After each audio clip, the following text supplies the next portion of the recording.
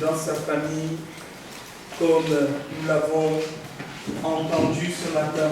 Et moi j'ai envie de faire cette fête comme cela tous les dimanches.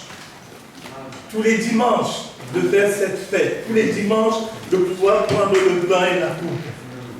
Là, j'entends pas vos amens. Amen. C'est une réalité. Moi j'ai envie. Là, ce matin, j'ai senti cela. Mais c'est une fête. Amen. Alors je ne veux pas faire la fête tous les non. Quand c'est la fête, on a envie de la faire. Avec des pains sans levain, de la pureté. J'ai envie de faire cette fête chaque dimanche. Et dimanche prochain, nous partagerons encore la Sainte Seine. Parce que c'est une grâce. C'est un privilège. Et les privilèges, on ne s'en prive pas. Amen. Amen. Oh, Église de Jésus, ton amen est timide. Ton amen est timide. Je ne peux pas m'empêcher de te le dire. Si tu comprends que c'est une grâce, tu dis amen parce que tu comprends que cette Sainte Seine, tu as besoin de l'apprendre chaque dimanche. Et l'église primitive, il apprenait chaque jour. Chaque jour. Il prenait chaque fois qu'il se réunissait parce que c'était un privilège. C'était une grâce de se souvenir du prix payé, de ce que Jésus a fait. De dire, voilà, moi j'étais un étranger, moi j'étais un religieux, j'étais une religieuse, moi j'ai pratiqué des choses mauvaises, j'étais quelqu'un de lié aux horoscopes, à l'occultisme, j'étais un homme violent, une femme adultère, j'étais ceci, j'étais. Mais Christ, quand Christ est venu, ce passé-là a été effacé. Amen. Il y a lieu de faire la fête tous les jours.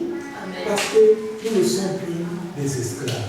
Nous sommes enfants de Dieu, rachetés par le sang de Jésus. Que notre Dieu soit loué pour ses grâces. Nous voulons lire sa parole ce matin. Dans l'Ancien Testament, nous allons lire dans le livre des Nombres, au chapitre 32. Nombre au chapitre 32. Je vais utiliser ma Bible électronique parce que j'ai oublié ma Bible livre. Donc, Nombre au chapitre 32, nous lirons à partir du verset 1 jusqu'au verset 33. Mon Dieu, mon roi, je voudrais me réjouir de ta parole, me réjouir de ta présence, me réjouis des privilèges que tu nous donnes. Je te bénis, Éternel, dans le puissant nom de Jésus, pour ta parole que tu as déjà commencé à nous communiquer en nous rappelant la signification de la Sainte Seine. Je te loue, mon Dieu, pour la manière dont tu veux continuer ce matin à nous instruire, afin que ton peuple soit un peuple qui t'est consacré, un peuple qui comprend la vision de Dieu, un peuple qui s'y inscrit et qui avance hardiment, sachant que nous vivons dans les temps qui sont les derniers et que Jésus, tu reviens bientôt.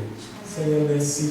Merci de m'aider à être un canal de bénédiction simple avec l'assistance de ton Saint-Esprit au nom de Jésus-Christ. Amen.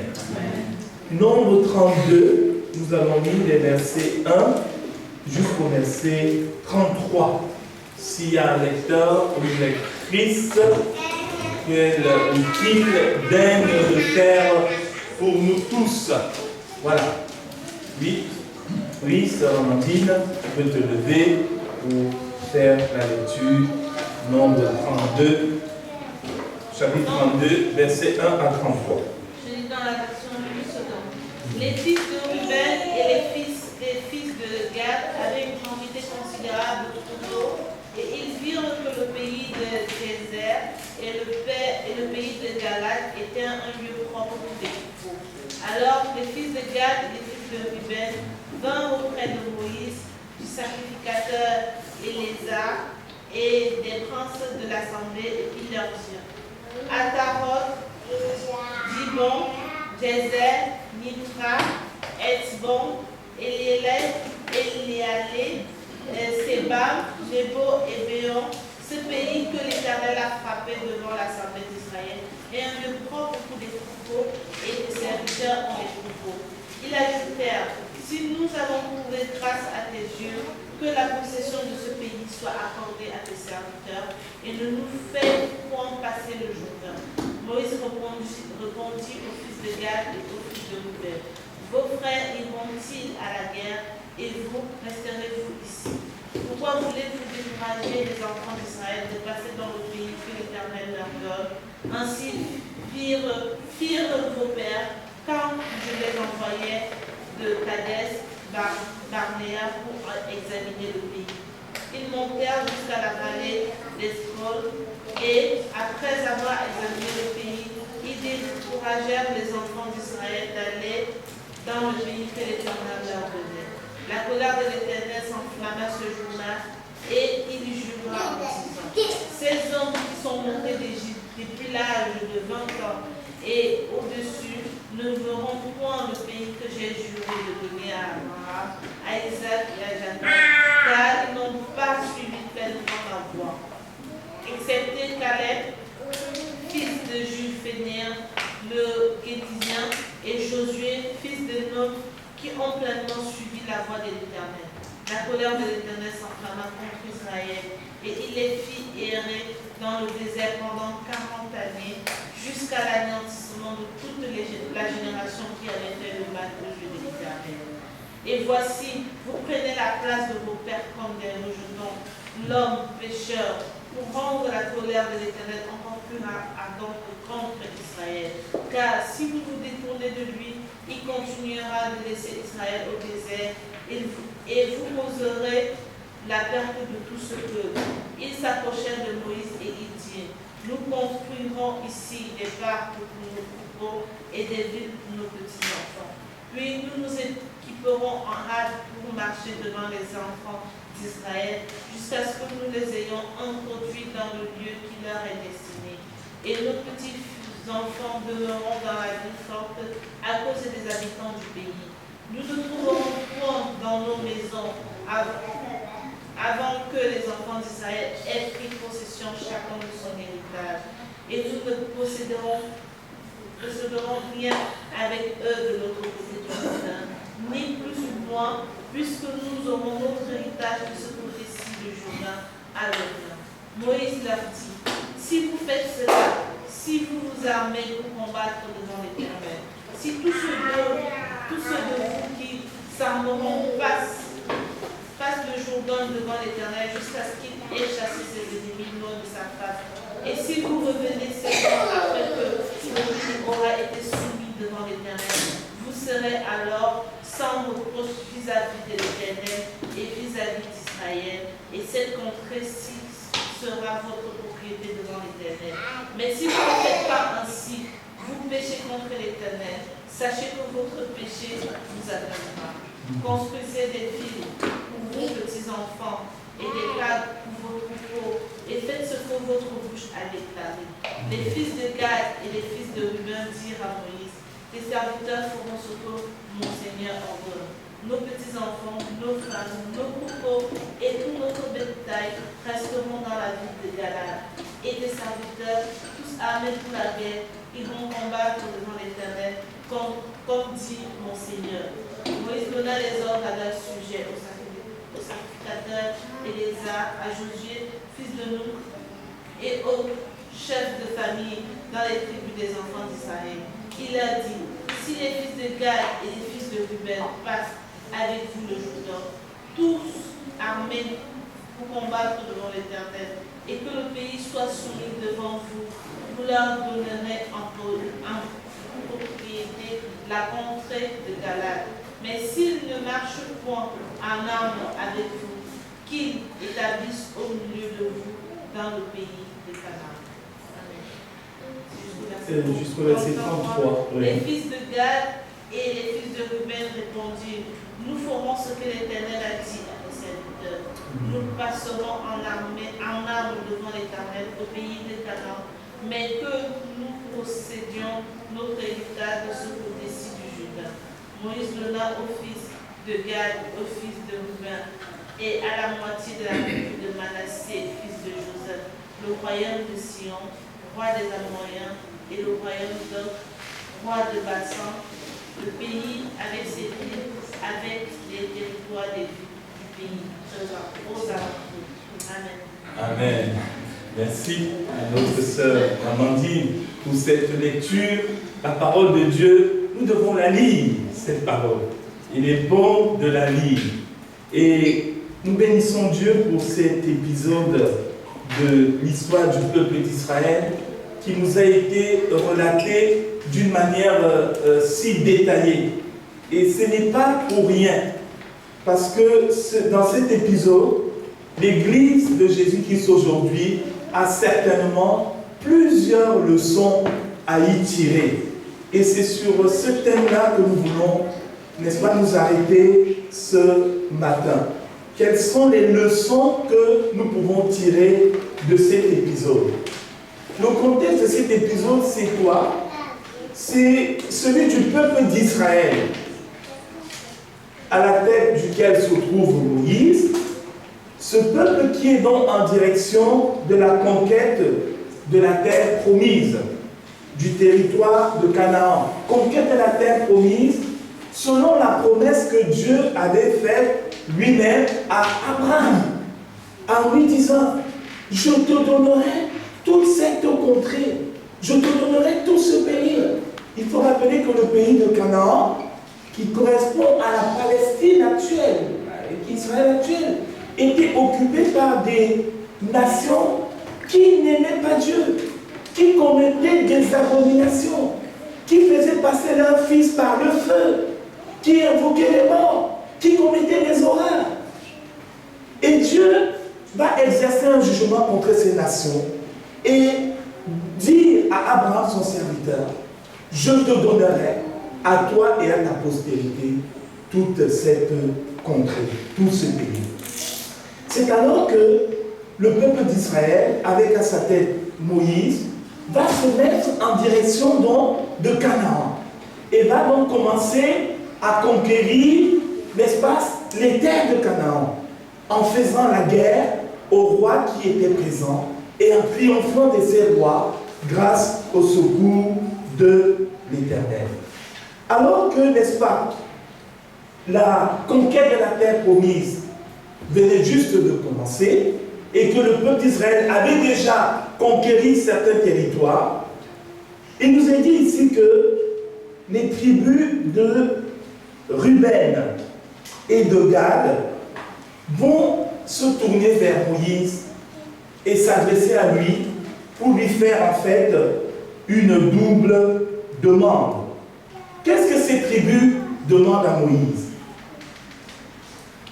Ils demandent à Moïse, en fait, comme cela nous est dit au verset 6, Ruben et Gad vont voir Moïse pour lui dire, au verset 4, ce pays que l'Éternel a frappé devant l'assemblée d'Israël est un lieu propre pour des troupeaux, et tes serviteurs ont des troupeaux. Ruben et Gad ont beaucoup de troupeaux. Et les premières terres qui ont été conquises sont des terres qui sont fertiles, qui ont une belle verdure et qui sont propices, n'est-ce pas, à des bergers. Donc Ruben et Gad vont voir Moïse pour lui dire cela. Et ils vont rajouter ceci, verset 5, si nous avons trouvé grâce à tes yeux, que la possession de ce pays, le pays de Jazer, soit accordée à tes serviteurs. Et il rajoute une deuxième demande en disant à Moïse, et ne nous fais point passer le Jourdain. Nous, on est arrivé à bon port. Ce territoire nous plaît. Ça correspond à nos besoins. Ce sont de belles terres. On a des troupeaux. Moïse, on va s'arrêter là. Comme ça, vous, avec les 10 autres tribus, vous allez continuer le voyage, le chemin de la conquête. Mais nous, on s'arrête là. C'est une demande une double demande qui paraît, on va dire, naturelle.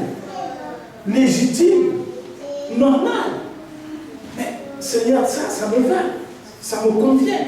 Mais Moïse, homme de Dieu, homme rempli du Saint-Esprit, va tout de suite discerner dans cette demande, dans cette double demande, qu'il y avait quelque chose qui n'allait pas. Il y a quelque chose qui ne va pas dans cette double demande. Et Moïse, il y a quelque chose qui ne va pas parce que cela va mettre en danger le peuple de Dieu. Cela va mettre en danger même le projet de Dieu. Et Moïse va répliquer aux représentants des tribus de Ruben et de Gad en leur disant ceci, verset 6. Moïse répondit aux fils de Gad et aux fils de Ruben en leur disant ceci: vos frères iront-ils à la guerre et vous allez rester ici? Vous resterez ici pendant que vos frères iront à la guerre. Est-ce que c'est bien cela?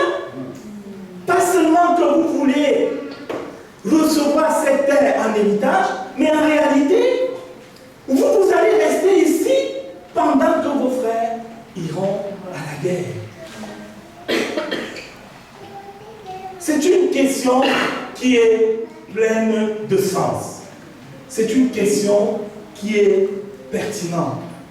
Parce qu'en fait, derrière cette question, Moïse va appeler les tribus de Gad et de Ruben, qui en fait étaient comme des tribus qui voulaient faire sécession, qui se mettaient à l'écart, qui prenaient ce qui leur convenait et laissaient les autres se débrouiller. Moïse, par cette réplique et les paroles qui vont suivre, sur lesquelles on va s'arrêter, Moïse est en train d'adresser à ces tribus un appel pour une mobilisation générale. Une mobilisation générale et non pas en fait une mobilisation, je dirais, partisane. Nous voulons nous arrêter, n'est-ce pas, sur les paroles de Moïse, l'échange qu'il a eu avec les tribus de Ruben et de Gad concernant cet épisode. Épisode qui nous interpelle, nous aussi, concernant l'attitude que nous pouvons avoir à l'égard du peuple de Dieu lorsque nous avons eu ce que nous voulions, ce que nous désirions, ce que nous recherchions. Lorsque Dieu nous a bénis, Dieu nous a visités, quelle est notre attitude par rapport au reste du peuple? C'est la question qui est posée dans cet épisode. Et sa portée reste actuelle au jour d'aujourd'hui. Parce que le cœur de l'homme n'a pas changé. Le cœur n'a pas changé. Et la première leçon que nous pouvons tirer de cet épisode, que nous devons tirer de cet épisode, c'est que tous ceux et celles qui font partie du peuple de Dieu partagent une cause commune. Ils ont en partage une destinée commune, une cause commune. Tous et celles qui font partie du peuple de Dieu ont en partage une cause commune, une destinée commune. Bien que dans le peuple d'Israël, il y avait 12 tribus. Ces 12 tribus ne se ressemblaient pas. Il y avait des différences entre les 12. Des différences de comportement. Des différences, je dirais, d'attitude. Des différences de caractère. C'était des tribus différentes. Mais des tribus qui avaient aussi des besoins différents. La preuve, c'est que Ruben et Gad expriment leurs besoins.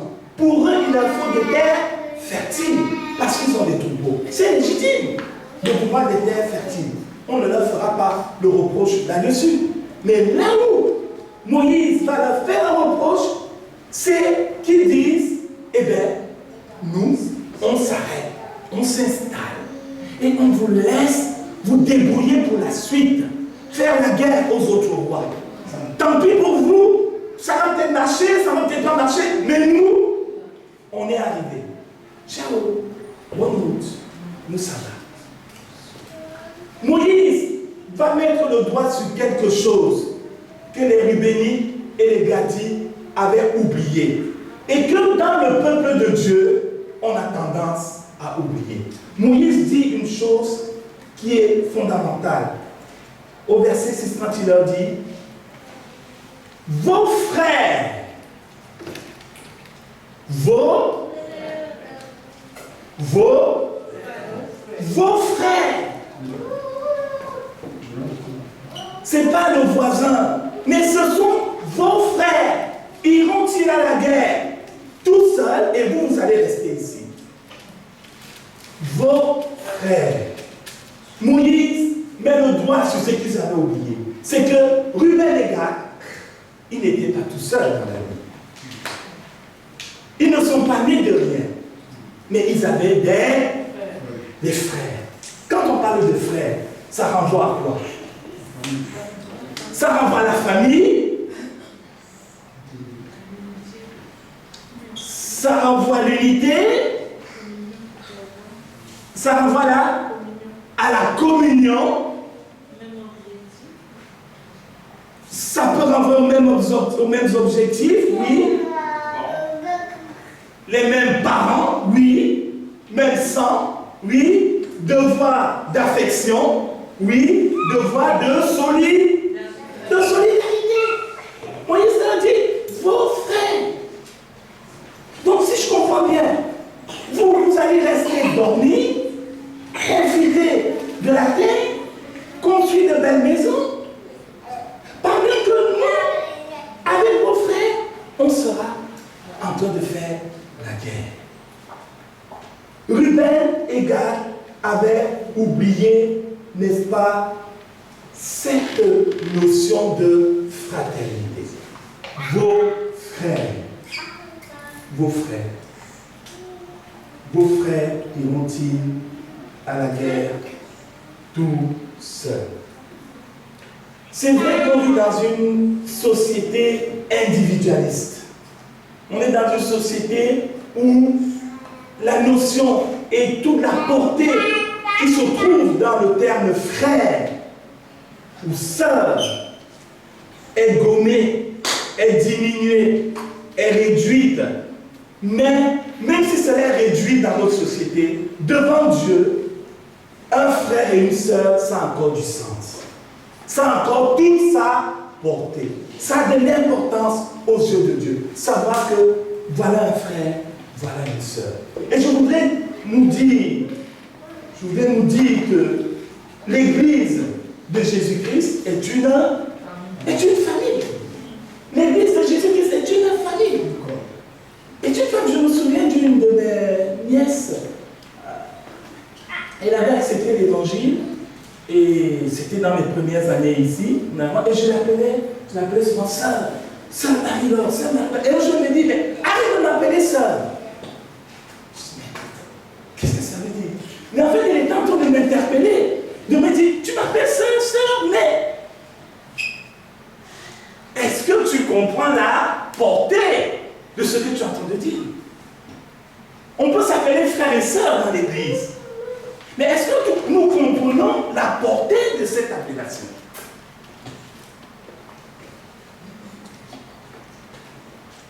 Est-ce que tu as dit bonjour à ton frère ou à ta sœur ce matin? Tu peux t'aider à lui dire bonjour. Tu l'as peut-être fait, mais va lui dire bonjour, mais autrement. Avec un cœur vrai. Avec un cœur vrai. Parce que Ruben et Gad n'avaient plus les cœurs vrais. Voilà. Oui. Que le cœur soit vrai.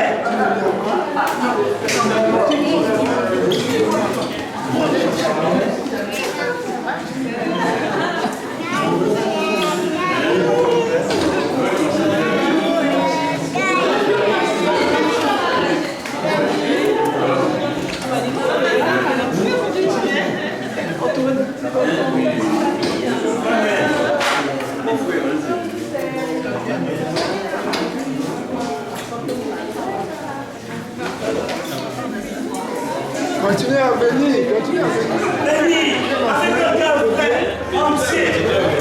Frère, la sœur.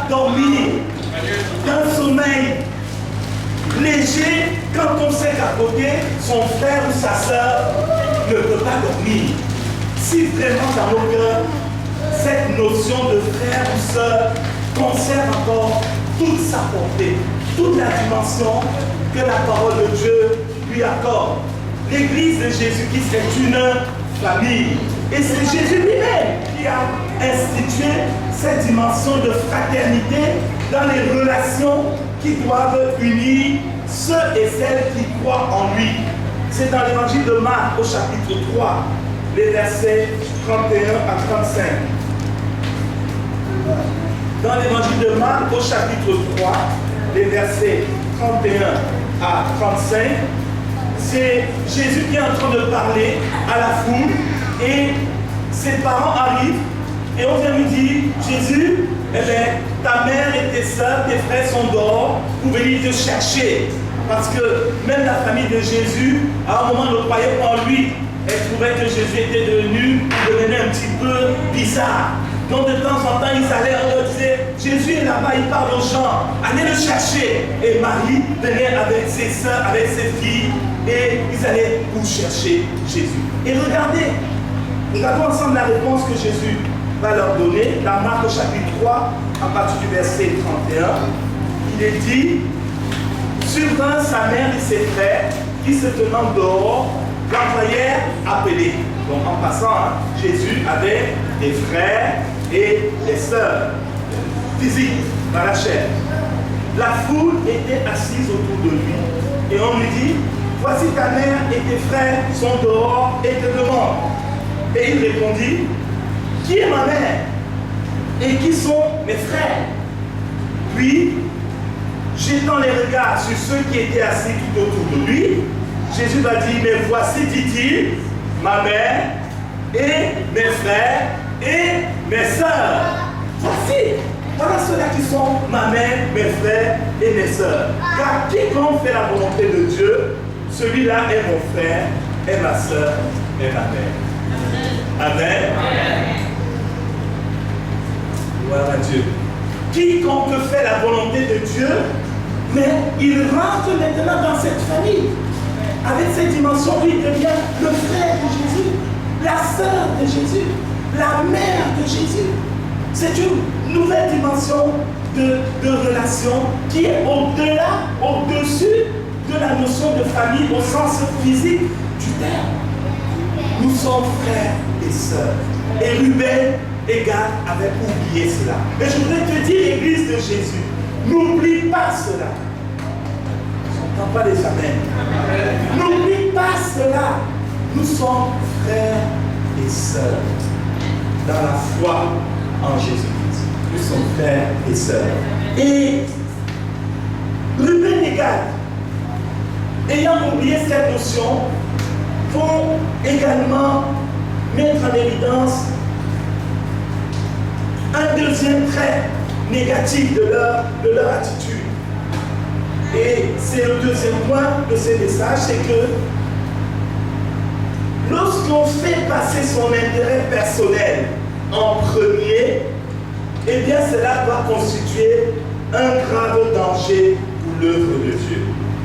Lorsqu'on fait passer son intérêt personnel en premier, cela constitue un grave danger pour l'avancée de l'œuvre de Dieu. Ruben et Gad vont mettre en avant leur intérêt personnel. Ils vont mettre en avant ce qui répondait à leurs besoins. Ils vont mettre en avant, en fait, ce à quoi ils aspiraient. Mais ils ne vont pas avoir en vue la vision de l'intérêt du peuple d'Israël. La vision de l'intérêt de Dieu. Ils vont voir Moïse en lui disant, voilà, nous c'est bon, la région de Jazer, elle est magnifique, elle a ce qu'il faut, elle correspond à nos besoins. Nous on va s'y installer et on va laisser les autres tribus continuer le voyage à leur compte, à leur risque et péril. Nous on est bien, nous on est bien. Ils oubliaient une chose, c'est que cette terre de Jazer, ils ne l'avaient pas conquise à deux. Mais la terre de Jazer avait été conquise par les 12 tribus. Donc chacune des tribus pouvait réclamer cette terre. Ils avaient bénéficié de l'assistance des 12, de tout le monde. Mais eux, ils jugent maintenant bon de s'installer et de se dire, mais les autres, ils n'ont pas besoin de notre assistance. Bien-aimés frères et sœurs, faisons attention à ne pas faire passer dans l'Église de Jésus-Christ nos intérêts personnels au détriment de l'intérêt général, de l'intérêt du peuple, de l'intérêt de l'Église, de l'intérêt de Dieu. Parce que quand on fait passer en avant ses intérêts personnels, on introduit dans l'Église une semence qui va être source de rivalité. Une semence qui va être source de critique, source de murmure, une semence qui va affaiblir la manifestation de la puissance du Saint-Esprit au milieu de l'Église. Quand on met en avant les intérêts personnels, cela va apporte la désunion au sein de l'Église et met l'Église à la portée de ses ennemis. Et Moïse avait vu cela, parce que les autres tribus auraient pu élever la voix pour dire, mais eux, on les a assistés pour conquérir cette terre. Mais pourquoi ils veulent s'arrêter? Et pourquoi ils ne veulent plus venir nous donner prêter main forte pour qu'on puisse aussi conquérir le reste du territoire de Canaan?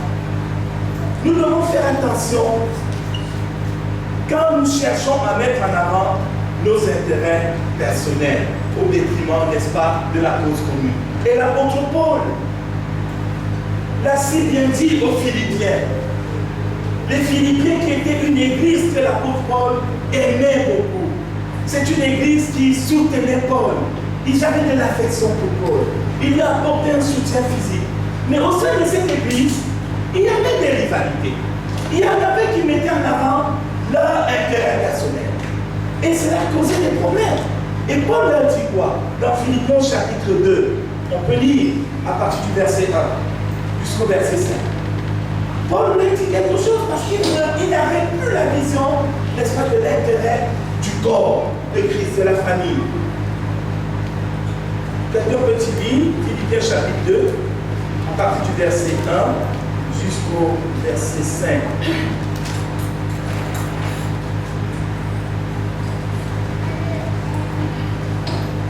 Oui, frère Daniel. S'il y a donc de l'encouragement en Christ, s'il y a de la consolation dans l'amour, s'il y a une communion de l'esprit, s'il y a de la tendresse, de la compassion, rendez ma joie parfaite, en vivant en plein accord, ayez un même amour, un même cœur, une unité de pensée. Ne faites rien par esprit de rivalité, ou par des œuvres d'une gloire sans valeur, mais avec humilité, considérez les autres comme supérieurs à vous-même.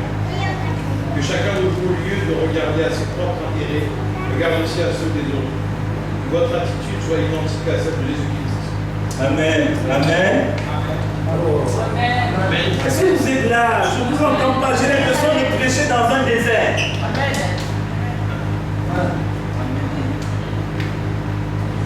L'apôtre Paul dit, s'il y a quelque consolation en Christ, s'il y a quelque soulagement dans la charité, s'il y a quelque chose qui nous unit, c'est amour fraternel. S'il y a quelque union d'esprit, s'il y a quelque compassion, quelque miséricorde, rendez ma joie parfaite, en ayant quoi? Un même sentiment. Ruben et Gad n'avaient plus le même sentiment avec les autres. Ils n'avaient plus le même sentiment. Un même sentiment, un même amour, une même âme, une même pensée.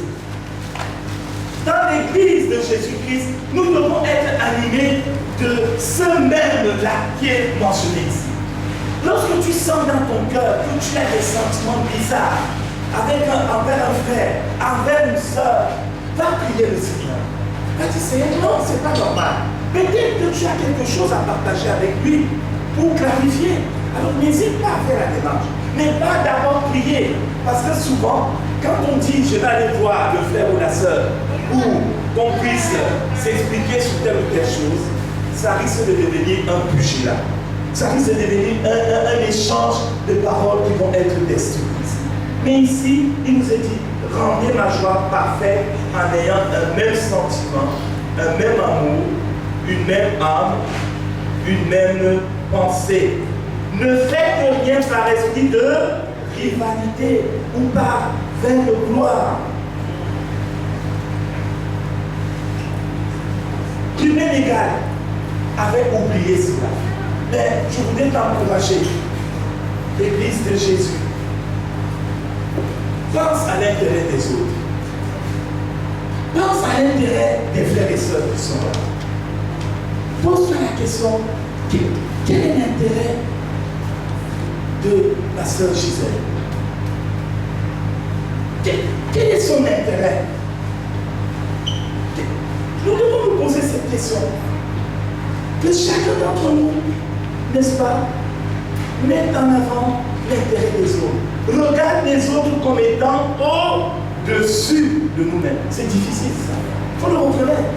C'est difficile de regarder les autres comme étant au-dessus de nous-mêmes. Parce que dans nos têtes, il y a tellement de critères qui arrivent. On se dit non, mais c'est moi je suis ceci, moi je suis ça, moi je suis ça, mais lui, mais elle n'est pas où elle est. Dans la famille de Dieu, ces critères d'appréciation des gens n'ont pas lieu. Parce que dans la famille de Dieu, nous sommes frères et sœurs. C'est une nouvelle, c'est un nouveau type de relation. Nous ne sommes pas patrons et employés. Nous ne sommes pas maîtres et esclaves. Mais nous sommes frères et sœurs. Ça ne veut pas dire qu'il n'y a pas respect. Mais il y a respect. Il y a affection. Il y a double affection. Il y a même cœur. Et il y a recherche, n'est-ce pas, de l'intérêt des autres et non pas de nos propres intérêts. Vous savez que lorsqu'on est focalisé sur soi-même, sur ses besoins, ses problèmes, ses difficultés, sa situation, non seulement on donne beaucoup plus d'importance à ces choses-là, beaucoup plus d'importance qu'elles n'en ont en réalité. Et bien sûr, on oublie l'intérêt du corps, l'intérêt de l'Église qui est la famille de Dieu. Je voudrais vous encourager parce que des fois, il y a des chrétiens et même des fois des leaders, des pasteurs qui peuvent être des fois trop focalisés sur eux-mêmes. Trop focalisés sur eux-mêmes. Ça crée des équilibres. C'est sûr que nous avons besoin d'exprimer tel ou tel besoin, mais ne soyons pas focalisés sur nous-mêmes. Mais apprenons à regarder l'intérêt des autres. Apprenons à regarder ça. Vous savez, quand tu regardes et tu recherches l'intérêt des autres, ça relativise même les besoins. Ça les relativise. Et ça te met plutôt au service des autres, au service du bien-être des autres. Mais Ruben, ils avaient perdu cette notion de fraternité, cette notion de communion, où ils devaient se mettre au service des autres tribus pour les aider, n'est-ce pas, à conquérir la terre promise. Troisième point, n'est-ce pas, qui est mis en évidence dans cet épisode et que nous devons bien sûr éviter, c'est que rechercher son intérêt personnel décourage les autres. Ça apporte le découragement chez les autres quand on recherche son intérêt personnel. Et Moïse le dit ici, au verset 6, il nous est dit, Moïse répondit aux fils de Gad et aux fils de Ruben, vos frères iront-ils à la guerre et vous resterez-vous ici? Et Moïse leur ajoutait, pourquoi voulez-vous décourager les enfants d'Israël de passer dans le pays que l'Éternel leur donne? Pourquoi voulez-vous décourager les enfants d'Israël? On en dit, mais ils ne découragent pas. C'est leur besoin. Ils sont arrivés à bon port. C'est bien pour eux. Mais Moïse voit ce que Ruben et Gad ne font pas. Moïse leur dit, en mettant en avant votre intérêt personnel, vous allez apporter le découragement au milieu du peuple. Vous allez apporter le découragement. Le peuple ne sera plus encouragé pour rentrer, n'est-ce pas, pour saisir la promesse que Dieu lui a faite. Vous savez, quand on se retrouve par exemple à plusieurs à prier, c'est quand on a des réunions de prière, quand on se retrouve 2 ou 3 à prier, vous pensez que c'est pareil que lorsqu'on se retrouve à 10 ou 15 parce que les autres frères et sœurs sont là pour prier? Est-ce que c'est la même chose? Vous savez, quand on se retrouve 2 ou 3 pour prier, on dit mais ils sont où les autres? On est découragé. On est découragé. Les autres, ils sont où? Ruben et Gad. Et ils voulaient rester et laisser le peuple, les autres, aller combattre. Je voudrais te dire, mon frère, ma soeur, lorsque tu es absent des réunions d'église sans raison valable, tu apportes le découragement dans l'église de Jésus. Excuse-moi de te le dire, ça ne te plaît peut-être pas, mais c'est la vérité. Ça décourage les autres. Ça m'a déjà été remonté. Il y en a qui ne sont plus venus à des réunions parce qu'il n'y avait personne aux réunions. Ils sont venus, ils sont où les autres? Ils sont où?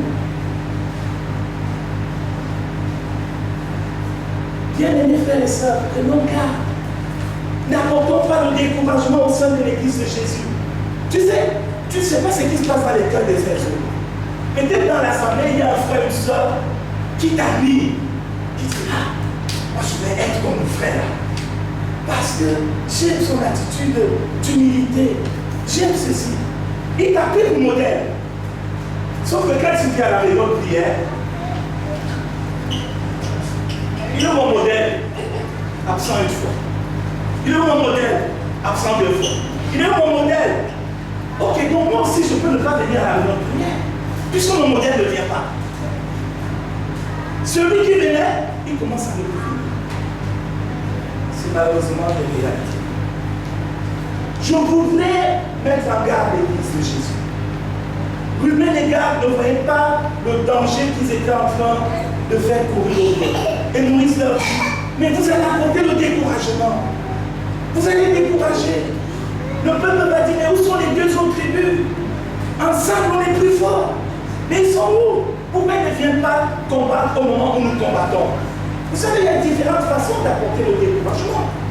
Et Moïse rappelle cela à Ruben et Gad en leur disant, vous êtes en train d'imiter vos pères. Et bien, qu'est-ce que les pères avaient fait? Les pères des Israélites, Moïse a envoyé 12 espions dans le territoire de Canaan. Vous connaissez cet épisode. Pour aller espionner le territoire, pour voir qui habite le territoire, est-ce que c'est bien? Et les 12 espions vont aller. Ils vont voir le territoire. Ils vont voir que dans ce territoire, la terre était fertile. Il y avait des grappes de raisins qui étaient énormes. Par contre, dans le pays, il y avait des géants. Et quand ils vont revenir faire le compte rendu à Moïse, ils diront, mais Moïse, ton pays là, il est mauvais. Tu veux seulement notre mort. Il y a des géants dans ce pays. On ne va pas y arriver. C'est pour notre mort que Dieu nous envoie là-bas. Et parmi les 12 espions, il n'y en aura que 2. Josué et Caleb, qui vont faire un compte rendu juste. Un compte rendu de foi. Ils vont dire à Moïse, oui, le territoire que Dieu nous donne est une terre de bénédiction. Allons-y. Même s'il y a des géants, on va gagner parce que Dieu est avec nous. Amen. Même s'il y a des géants, quand Dieu te promet quelque chose, tu vas gagner parce que Dieu est avec toi. Parce que notre Dieu n'est pas le Dieu de défaite. Il est le Dieu de victoire. Et les 10 espions vont décourager le peuple. On peut décourager les autres lorsqu'on est incrédule. Les 10 espions étaient incrédules. Et 10 espions ont apporté le découragement au milieu de près de 600 000 personnes. 10 personnes, avec leur bouche, ont découragé plus de 600 000 personnes. Et le peuple d'Israël a commencé à murmurer contre Moïse. Il a dit, ah, tu nous envoies dans une terre où nous allons mourir. Donc, faisons attention. L'incrédulité apporte le découragement dans l'église. Quand tu es incrédule, on annonce la parole, on annonce, tu es là, tu ne veux pas changer. Ça décourage. Vous savez, des fois quand on prêche, je regarde les gens, quand tu regardes quelqu'un, tu dis, là, il y a un mur. Il ne croit pas. Tu parles du Saint-Esprit, Dieu veut te remplir du Saint-Esprit, tu le regardes. Il ne croit pas. Et pas seulement il ne croit pas, mais il est hostile.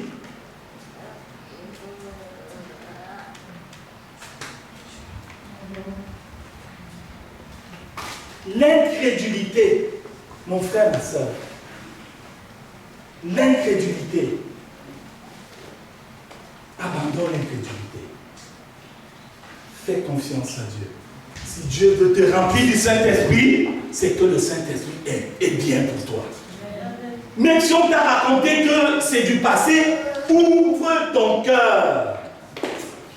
Ouvre ton cœur.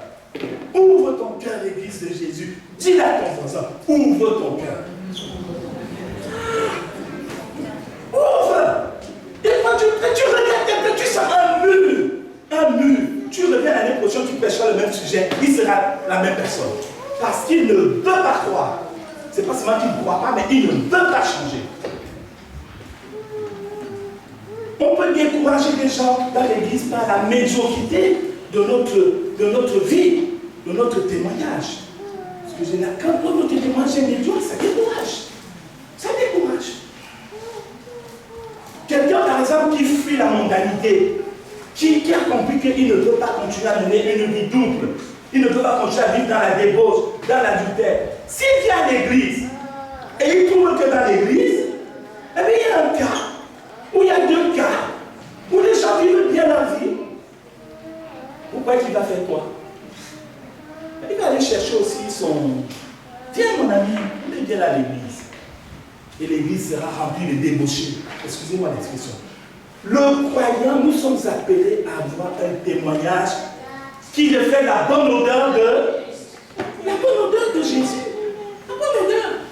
Donc, nous venons à Jésus tel que nous sommes, mais laissons que le Saint-Esprit nous transforme, nous change, nous aide à abandonner ce qui est de la vieille nature pour, n'est-ce pas, revêtir Christ. Et bien sûr, on peut décourager le peuple de Dieu lorsqu'on est indifférent vis-à-vis des besoins des autres. Lorsqu'on est indifférent, imaginons quelqu'un, il vient, il dit, frère et soeur, oui, j'ai telle difficulté, je veux qu'on prie pour moi, pour ce sujet-là. Et quand on se met à lever d'abord, on dit, Seigneur, nous te remercions, parce que tu vas encore nous aider aujourd'hui, on va les témoigner, on va faire ceci. On néglige ou on méprise le sujet de prière que le frère ou la sœur a donné. Vous pensez qu'il sera encouragé? Il ne sera pas encouragé. Pas du tout. Lorsque nous sommes indifférents vis-à-vis, n'est-ce pas, des besoins des autres, cela apporte le découragement. Ruben et Gad, ils n'avaient pas la vision du corps. Ils n'avaient pas la vision de l'église famille. La seule chose qui leur importait, c'était, n'est-ce pas, de s'installer et de profiter, n'est-ce pas, de profiter de la terre, de profiter de la vie. Ils étaient dans une sorte d'attitude de suffisance. Je voudrais dire, mon frère, ma soeur, ne sois pas suffisant. Ne sois pas suffisant. Dieu, le projet de Dieu est au-dessus de tes besoins, au-dessus de mes besoins. Nos besoins, Jésus nous dit, cherchez d'abord le royaume. Et puis le reste des choses nous sera donné. Donc ça veut dire que le royaume est au-dessus de nos besoins. Nos besoins, c'est rien. Mais l'enjeu du combat qui a lieu, c'est que le royaume de Dieu avance et s'installe. Et Ruben, ils avaient oublié ça. L'enjeu, ce n'était pas que Ruben ait seulement une bonne terre pour ses troupeaux, mais c'était que les ennemis de l'Éternel qui avaient un territoire de Canaan, que l'Éternel soit glorifié, que l'Éternel s'empare des terres, que Dieu exerce son jugement et que la gloire de Dieu éclate. Les intérêts de Dieu sont au-dessus de nos intérêts. Mais quand Dieu est glorifié, nous sommes aussi glorifiés. Quand nous restons fidèles à Dieu. C'est automatique. La gloire de Dieu, c'est ce qu'on recherche. Ça va rejaillir dans nos vies. Mais quand Dieu n'est pas glorifié, comment est-ce que nous, on serait bien lorsque la gloire de Dieu est, n'est-ce pas, bafouée? Nous devons faire attention, bien-aimés frères et sœurs. Ne soyons pas suffisants. Ne sois pas suffisant. Ne sois pas suffisant. Amen. Amen. Mon frère, ma soeur, si Dieu t'a appelé, Dieu a un plan qui va au-dessus de ce que tu penses. Dieu voit au loin. Dieu t'a appelé, mais Dieu voit ta famille qui n'est pas encore à lui. Dieu les voit. Si toi, Dieu t'a appelé, tu es là, ah Seigneur, merci. Oh, je suis sauvé. Amen, alléluia. Tu fais que danser, danser, danser, chanter, chanter. Mais tu vas prier quand pour ta famille? Tu as un programme de prière pour ta famille qui ne connaît pas Jésus. Tu as un programme de prière. Tu seras content toi si Dieu te montre que ton papa que tu vois là, s'il se change, tu ne tournes pas vers moi, il ira en enfer. Tu seras content toi? Tu ne seras pas content. Nous sommes sauvés pour... Nous sommes sauvés pour... Non, non. Nous sommes sauvés pour... Sauver d'autres. Pour servir. Oui. Et sauver, amener d'autres à Jésus. Mais tu ne peux pas amener si tu ne pries pas pour eux. Est-ce que tu pries pour tes collègues? Tu as un programme de prière pour tes collègues. Ce sont des choses que nous devons nous poser comme question, qui manifestent notre intérêt ou pas pour les autres. Dieu veut que chaque homme, chaque femme soit sauvé et parvienne à la connaissance de la vérité. Donc, ne soyons pas suffisants, mais ouvrons nos cœurs